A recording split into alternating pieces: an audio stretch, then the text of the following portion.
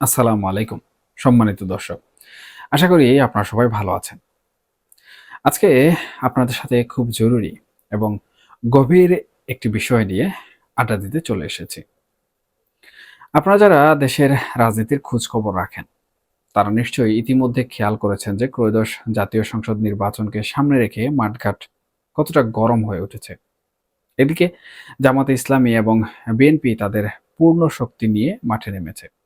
তারা একে অপরকে লক্ষ্য করে রাজনৈতিক তীর ছুটছে, কথার বান মারছে। তারেক রহমান সাহেব জামাতকে কটাক্ষ করছেন, আবার জামাতের আমির এবং শীর্ষ নেতারা বিএনপিকে পাল্টা জবাব দিচ্ছেন।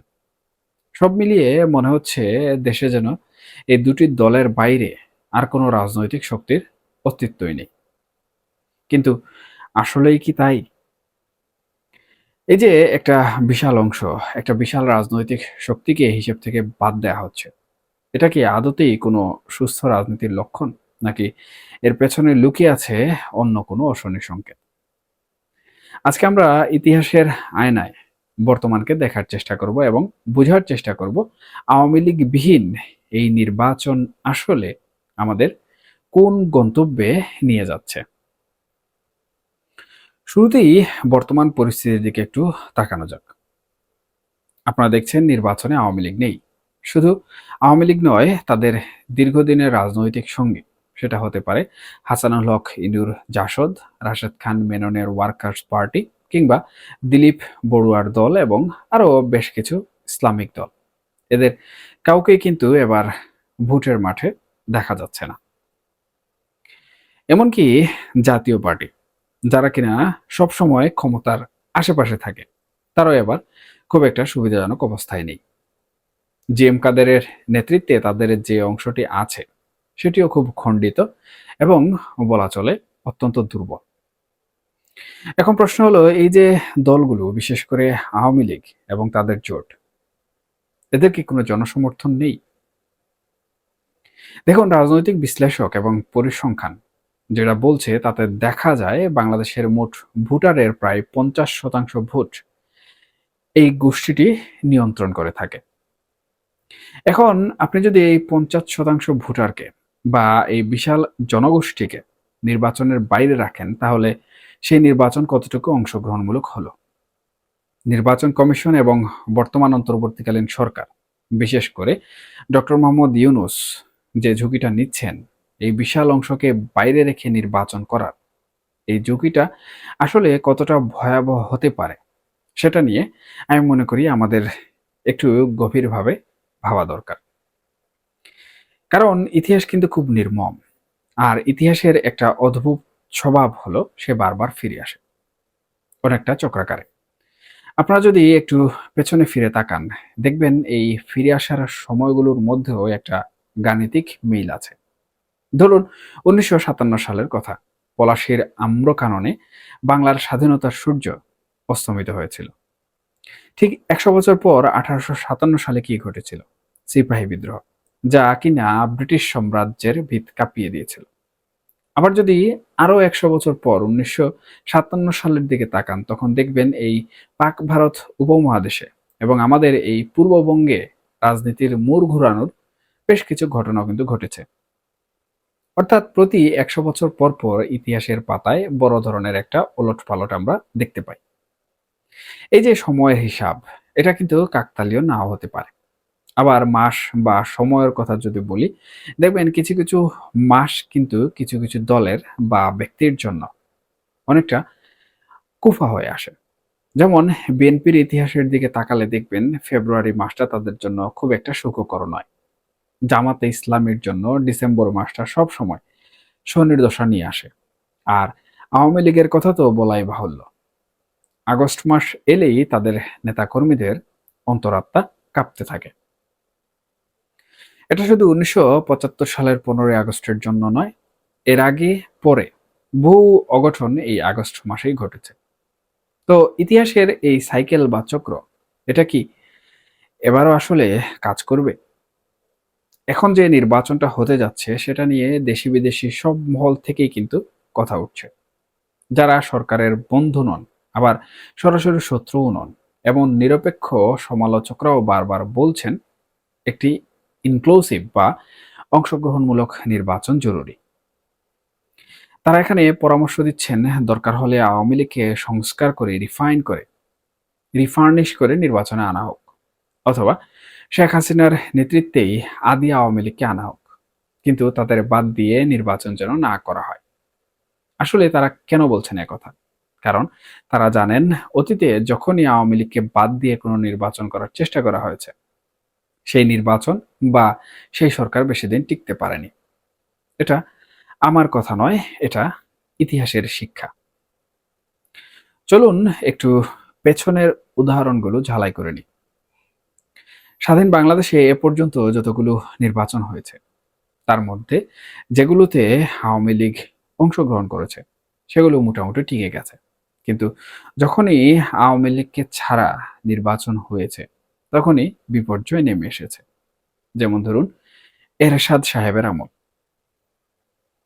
আমরা জানি 1986 সালে আওয়ামী লীগ নির্বাচনে এলো, এরশাদ সাহেব টিকে গেলেন। কিন্তু 1988 সালে যখন তিনি আওয়ামী লীগকে বাদ দিয়ে নির্বাচন করলেন, তখন আসলে কি হলো? পুরো গণতান্ত্রিক ব্যবস্থা ধসে পড়ল, এরশাদের পতন ত্বরান্বিত হলো। আসম আব্দুর রবকে দিয়ে একটা গৃহপালিত বিরোধী দল সাজিয়ে যে রাজনৈতিক সার্কাস তৈরি হয়েছিল, তার চড়া মূল্য কিন্তু এরশাদকে দিতে হয়েছিল। এরপর আসুন 1996 সালের 15ই ফেব্রুয়ারির নির্বাচনে। বিএনপি সরকার কিন্তু তখন ক্ষমতায়। তারা আওয়ামী লীগের ছাড়া একতরফা নির্বাচন করলো। ফলাফল কি হলো? সেই সরকার 1.5 মাসও টিকল না। শেষ পর্যন্ত তত্ত্বাবধায়ক সরকারের দাবি মেনে নিয়ে তাদের বিদায় নিতে হলো। অর্থাৎ ইতিহাস বারবার আমাদের চোখে আঙুল দিয়ে দেখিয়ে দিচ্ছে এই দলটিকে মাঠের বাইরে রেখে খেলার চেষ্টা করাটা কতটা আত্মঘাতী। আওয়ামী লীগের একটা বড় গুণ বা দোষ যাই বলুন না কেন, তারা হলো নির্বাচনমুখী দল। যে কোনো বিরূপ পরিস্থিতিতেও তারা নির্বাচনে অংশ নেওয়ার চেষ্টা করেছে। 1975 সালে বঙ্গবন্ধুকে হত্যার পর যে ভয়াবহ পরিস্থিতি তৈরি হয়েছিল, তখনও কিন্তু তারা জিয়ার আমলে নির্বাচনে গেছে, সংসদে কথা বলেছে, এমনকি সাত্তার সাহেবের সাথেও কিন্তু তারা নির্বাচন করেছে। কিন্তু এবার পরিস্থিতি ভিন্ন। এবার তাদের পুরোপুরি মাইনাস করে দেওয়া হয়েছে। আর এখানেই ভয়ের জায়গাটা। রাজনীতিতে একটা কথা আছে, বাঘ যখন চুপ থাকে তখন সে কিন্তু শিকারের ফন্দি আটে।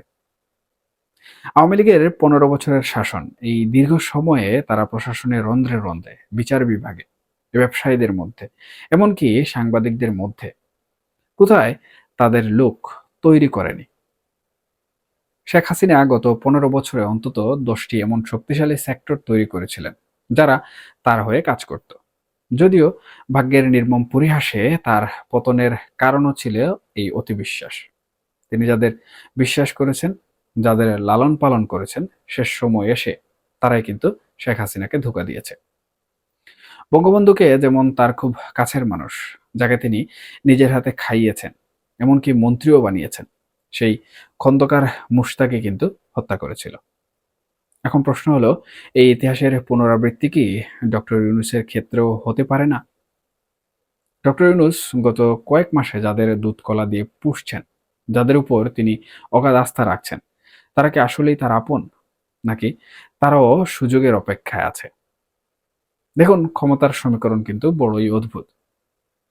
আর যারা ইউনূস সাহেবের পাশে ঘুরঘুর করছেন, তারা হয়তো মনে মনে ভাবছেন, এই বৃদ্ধ মানুষটি ব্যর্থ হলেই তো আমার সুযোগ আসবে, আমি হব পরবর্তী প্রধানমন্ত্রী বা রাষ্ট্রপতি।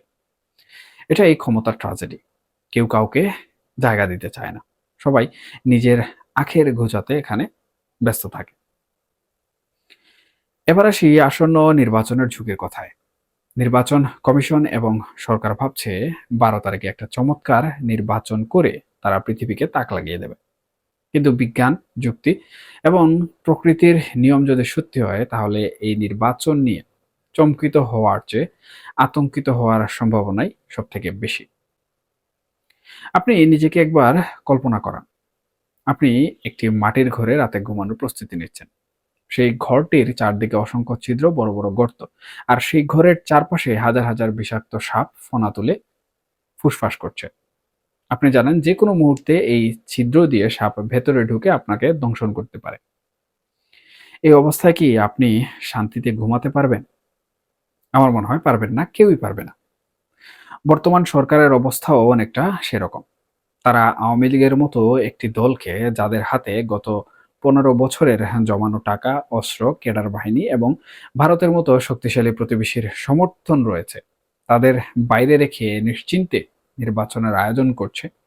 এটা কি সাহসিকতা নাকি আসলে বোকামি? এই ছিদ্রযুক্ত ঘরের মতো আমাদের প্রশাসনের এবং রাজনীতির মাঠের প্রতিটি স্তরে কিন্তু সেই সাপ লুকিয়ে আছে। আপনি তাদের দেখতে পাচ্ছেন না, বা দেখেও না দেখার ভান করছেন। কিন্তু তারা আছে। তারা অপেক্ষা করছে সঠিক সময়। ভারতের একচ্ছত্র আধিপত্য, তাদের কূটনীতি, তাদের সমর্থন, সবকিছুই কিন্তু একটা নির্দিষ্ট দলের পক্ষে কাজ করছে। এই ফ্যাক্টরগুলোকে ইগনোর করে বা অগ্রাহ্য করে আপনি যখন সামনে এগোবেন, তখন হোঁচট খাওয়ার সম্ভাবনা শতভাগ। যারা এখন খুব উৎসাহ নিয়ে নির্বাচনে প্রার্থী হচ্ছেন, যারা ভাবছেন এমপি মন্ত্রী হয়ে যাবেন, এবং যারা এই নির্বাচনের আয়োজন করছেন, তারা হয়তো নির্বাচনের পর এমন এক বাস্তবতার মুখোমুখি হবেন যার জন্য তারা মোটেও প্রস্তুত ছিলেন না। তখন হয়তো আফসোস করা ছাড়া আর কোনো উপায় থাকবে না। আর সেই আফসোস দেখার জন্য বা সান্ত্বনা দেওয়ার জন্য পৃথিবী থেকে কারা ছুটে আসবে, সেটাও একটা বড় দেখার বিষয়। বন্ধুরা, রাজনীতি কোনো সরল রেখা নয়। এখানে ২ আর ২ এ ৪ হয় না। এখানে অনেক সময় ২ আর ২ এ ০ হয়ে যায়। বর্তমান সরকার হয়তো ভাবছে তারা একটি নতুন ইতিহাস তৈরি করবে। হ্যাঁ, ইতিহাস হয়তো তৈরি হবে। কিন্তু সেটা কি সাফল্যের ইতিহাস হবে নাকি ব্যর্থতার? সেটা আসলে সময়ই বলে দেবে।